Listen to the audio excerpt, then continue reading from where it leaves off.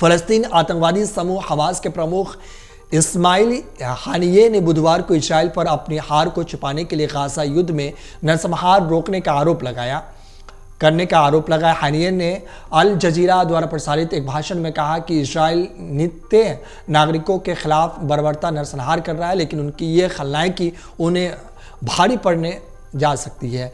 हानिये ने यह भी दावा किया कि इजरायली सेना से घिरे गाजा पट्टी में रखे हुए इजरायली बंधक उसी मौत और विनाश के अधीन थे जिसका फलस्तीनियों ने सामना किया है। हानिये ने एक रिकॉर्ड किए गए वीडियो संदेश में कहा कि हमास ने मध्यस्थताओं से कहा कि नरसंहार को रोकना आवश्यक है और निर्णय लेने वालों पर दबाव बनाने के लिए लोगों से विशेष रूप से पश्चिम में विरोध जारी रखने का आह्वान किया गया है। हानिये ने यह भी कहा कि रफा सीमा पार करने के लिए दोनों दिशाओं में संचालित जारी रखना महत्वपूर्ण है। हानिये का बयान तब आया जब गाजा से निकाले गए नागरिकों का पहला समूह बुधवार को कतर की मध्यस्थता समझौते के तहत मिस्र में प्रवेश कर गया, जबकि इजरायली बलों ने हमास आतंकवादियों के खिलाफ अपना आक्रामक अभियान शुरू करने हुए जमीन, समुद्र और हवा से फलस्तीनी इलाके पर बमबारी की है। आपको बता दें कि 3 सप्ताह से अधिक समय पहले युद्ध शुरू होने के बाद भी गाजा में फंसे लोगों को रफा सीमा पर से एम्बुलेंस में ले जाया गया था। मिस्र, इजराइल और हमास के बीच हुए समझौते के तहत कई विदेशी नागरिकों और गंभीर रूप से घायल लोगों के घिरे क्षेत्र को छोड़ने की अनुमति दी जाएगी। फलस्तीन निवासियों ने कहा कि मानवीय मोर्चे पर सफलता के बावजूद इजरायली युद्ध विमानों, नौसैनिकों, नौकाओं और तोपखाने ने रात भर गाजा पर हमला किया, जिससे कई नागरिक हताहत हुए हैं और कई मारे भी गई है। वहीं मिस्र के एक सुरक्षा सूत्र ने बताया कि बुधवार को 500 से अधिक विदेशी पासपोर्ट धारक रफा क्रॉसिंग से गुजरेंगे।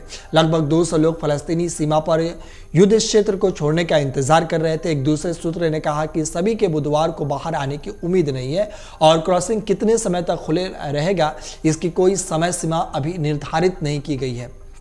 वहीं उत्तरी गाजा में हमास लड़ाकों से संघर्ष में 9 इजरायली सैनिकों की मौत हो गई है, जबकि 2 सैनिक गंभीर रूप से घायल हो गए। इजरायली डिफेंस फोर्सेस यानी आईडीएफ ने सैनिकों की मौत की पुष्टि की है। जंग के 26वें दिन भी इजरायल की सेना गाजा पट्टी में डटकर खड़ी हुई है। वहीं मिस्र ने बुधवार को घायल गाजावासियों और कुछ विदेशी पर्यटकों के लिए रफा क्रॉसिंग को खोल दिया है। गाजा पट्टी से सीमित निकासी की अनुमति देने के लिए मिस्र, इजराइल और हमास के बीच एक समझौते के बाद ये लोग निकले हैं। दर्जनों विदेशी पासपोर्ट धारक बुधवार को राफा क्रॉसिंग के जरिए गाजा से मिस्र में प्रवेश करते नजर आए। इजरायली हमास जंग शुरू होने के बाद से विदेशी पासपोर्ट धारकों को इस क्षेत्र से बाहर जाने की अनुमति पहली बार दी गई है। फलस्तीनी सीमा अधिकारियों ने कहा कि 400 से ज्यादा विदेशी पासपोर्ट धारकों को गाजा छोड़ने की इजाजत दी गई। अमेरिका के राष्ट्रपति जो बाइडेन ने कहा कि कुछ अमेरिकी गाजा से बाहर निकले हैं।